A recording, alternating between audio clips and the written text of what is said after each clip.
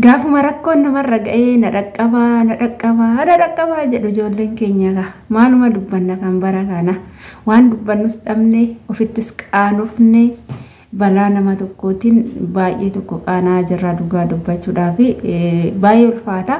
Mee viidiyoo kana dhaggeeffanneeti walitti deebina. Sudaan hin turre Sudaan asli hojjetaa ture saraatanyaadha bira hojjetaa ture shufeera mucaan isiin amma maqaa balleessitu jechuudha. Shufeera kenna. Nu fidaan nu galchi. Ayye. Achimmoo ganda biraan ji'a lama ture ji'a tokko fi bultii 15 isaan bira ture achi hojjetaa ture jechuudha. Malee wanti walitti quba qabnu jechuudha. Dhageeffadha warri maqaa balleessisan. Saroota warri miskiina maqaa balleessisan. Qoy miira keessa galayyu. Mucaan Suudaantichi Shifeer saroota warri daa'ima maqaa balleessisan Haliima. Akkatti natti nimtu adeegu duqaasatti natti zooree waan an jedhu wallaan.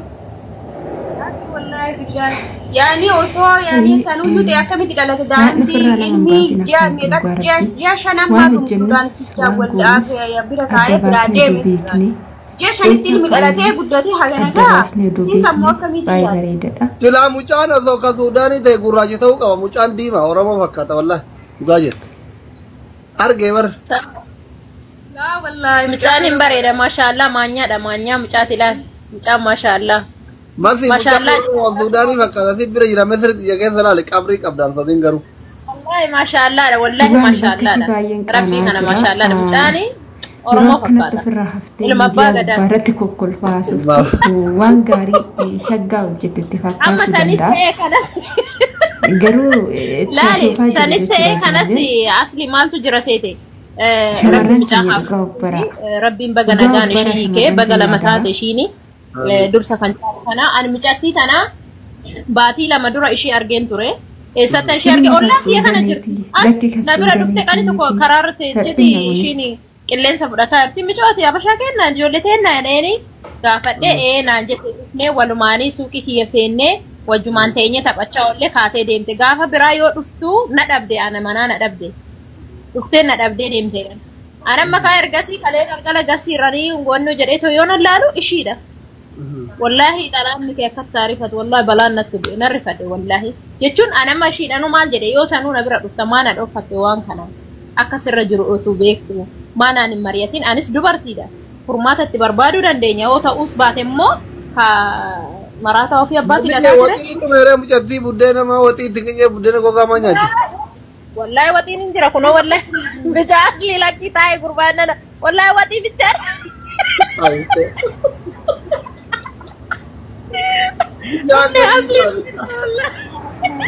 Marakira wallahi marakira fata mejira wallahi argite arge wallahi fagootti buddeena gogaa fakkaata bar waggaa shanii kana karoora jaalaa keessa turte moo koonsartii homaa deemaa turte moo jechuun daawwattootuma qeefa ta'u. Sanillee osoo ta'e rakkoon qabu beektaa osoo koonsartii deemee akka namaa bashannanee yookiin mootuu jedhee of argee akkasitti illee uumaa rakkoon qabu akkas illee hin taane jechuudhaani walumarra ture. Jechuun ammaree mucayyoon tuun illee kunoo mucattii mataa jabaattii manaamin jetti sanuma uummanni dhugaa keessi fi kaan siyaa beekuu fi alaa kullaan ati amma waggaa shan Dubaayii kan teettee akkamitti manuma citaa wayillee hoolotuma wayillee biyya birree ergitee bittee rabbiin kennanne homaan qabdu biyya kama dhugaa rabbi si arguutti. Wala rabbina shahidi wani anwaan qabu garuu kabajamtoota keenya nageenya kan jaalala kabaja bakka bala fartanii kabaja kunuunsa kuma nagaan daganne isinis baga nagaa fayyaa taatan anis obboleettiin keessan nagaa fayyaa guuteedha mana kana subscribe like gochuudhaan nu jabeessaa isiniin jenna.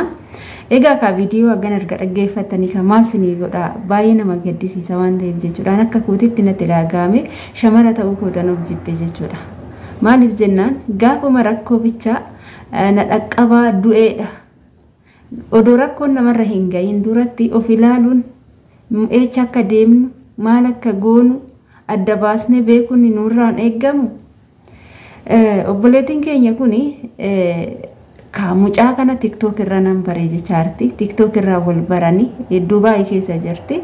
Inni chaarjaa jira jette inna TikTok irra wal barree mana ijaazaa na barbaadin jedheeni jette. mana ijaazaa dhiiraan naa barbaade jedhumoo shamarraan naa barbaade jedhumee jiru adda baafadhaa waan kana maaliif jenna shamara waan ta'eef shamara akka ofii barbaaddachuu qabdi moo dhiiraan mana ijaazaa naa barbaade yookaan immoo iddoo jireenya naa barbaade dhiira waan ta'eef faayidaa fiiti jecha waan barbaade sissoobuu danda'a jechuudha kottu anuusi na bira hin jira jechuu danda'a baatee deemte gaafa sanii Oromoodhaan tiktookii gubbaa irratti mari'attee yaa Oromoo achi iddoo ijaazaa mucaa kana biratti argadheen jira waan ta'eef yoo illee na godhe ragaa naa ta'a jettee jirti gaafa san ofishiitiif kaatee akka barbaadetti deemteerti eeyyeen amma ilmoo dhalanii miidiyaa irratti dhufanii akkanatti abbaa mucaa abbaa manaa kiyya abbaa manaa jechuun gaafa seera wal fuudhani jechuudha gaafa nikaan hidhamee akka amantaa musliimatti yoo ta'e nikaan hidhamee maatiin eebbisee eebba yoo heeruman inni sun abbaa manaa jedhama akka amantaa kiristaanatti illee maatiin taa'ee eebbisee samaanaan godhamee waa hundi yoo xumurame inni sun abbaa manaa jedhama garuu nama tokko akkanuma mana tokko jiraataniif wajjin bulaniif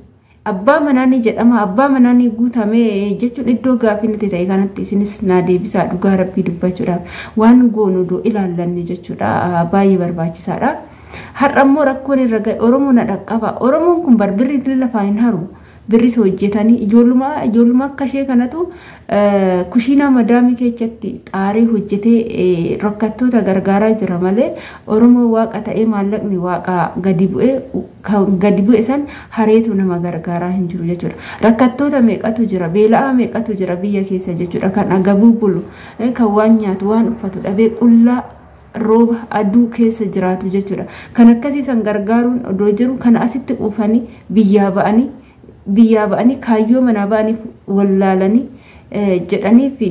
an akka mataa kootti jechuudha garuu gara tokkoon garaa na nyaatte bakkittiin garaa na nyaattetti deesseeti suudaniidhaa deesse jedhanii ijoolleen ofirraa baasanii karaatti gatan jechuudha maaliif bakka keessattuu Dubaay akka Saudiitii miti ni ulfaata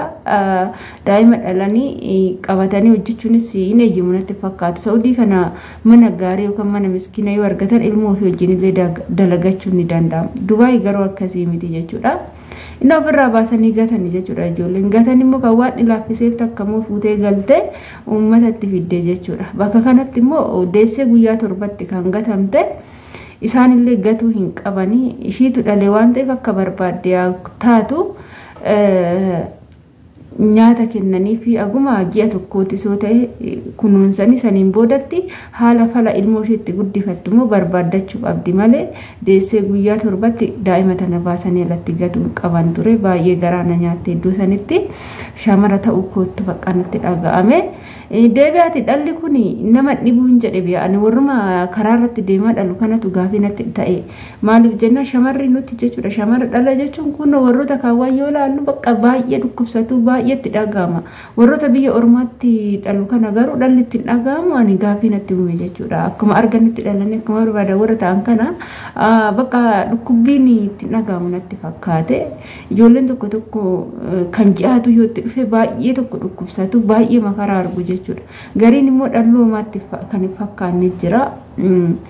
garuu maatiin ilmoon koo naa hojjettee biyya ormaatittiin ergadhee jira naa hojjettee ofis jijjiirtee anas na jijjiirti jedhee eeggata garuu ijoollee gaafa as geeche maaliif akka maatiin isheetu biyya ormaatitti ergateeyyuu kan hin beeknetu jira jechuudha kan hin beeknetu jira dhugaa dubbachuudhaaf maaliif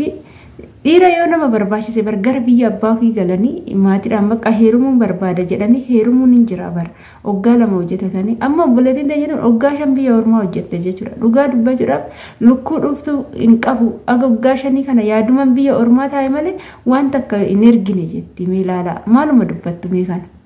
waggaa 5 guutuu namni biyya arabaa taa'e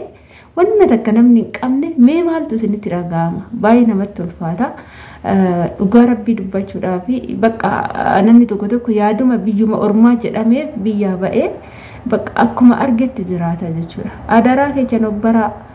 boru gaafa kuftan gaafa asii galtanii kuftan biyyeen si nyaatti jechuudha daa'imti kunis bar waawati waa guduufattee nyaachuu danda'a dhuguu danda'a namni itti heerumta sun nama eechaati gosti isaa maali inni maqaan isaa eenyu warra eenyu irraa dhalate iddoon dhaloota isaa eecha naannoo kam kana ayyuu addaan baasteen beektu jechuudha dhugaa dubbachuudhaaf arsii diidaati jedheeni arsii diidaati garuu maqaa isaan beektu maatii isaan beektu arsiin diida uummanni baay'eedha mee akkam gooteen nama kana argite dhugaa rabbii dubba jedhamu safuu caalu waan akkanaa kana isin irraa qabu yaa shamarran keenya obbaraadha akkuma argitanitti hin deeminaa